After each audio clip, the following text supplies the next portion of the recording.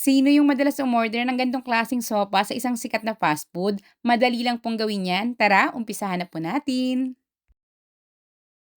Gagamit lang po tayo rito ng kaunting butter o margarine, then dito po magigisa po tayo ng ating mga aromatics.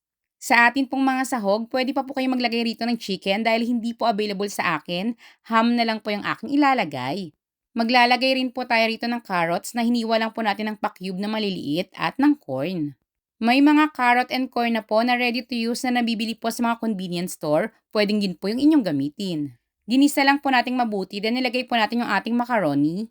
Sa pampalasa, asin at paminta lang po yung ilalagay ko, pero still nakadepende pa rin po ito sa inyong preference. Then lalagyan na po natin ng tubig, haluin lang saglit, takpan at hayaan pong kumulo. Kapag kulong-kulo na po, mag-uumpisa po tayong mag-oras ng 10 minutes. Then after nyan, ilalagay na po natin yung ating cream of mushroom. Pwede pong itong nasa lata, pwede rin po yung mga powder. Ang gagawin nyo lang po, babawas lang po kayo dun po sa tubig na ating inilagay. Then imimix lang po natin yung powder doon bago po natin dito ibubuhos.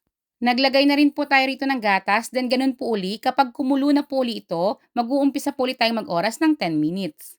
Then tatakpan, after 10 minutes po, magiging ganito na po yung consistency. Pwedeng-pwede na po natin itong kainin. Pero if ever lang po nakakainin nyo na po ito agad, gawin nyo pong 15 minutes yung inyo pong cooking time.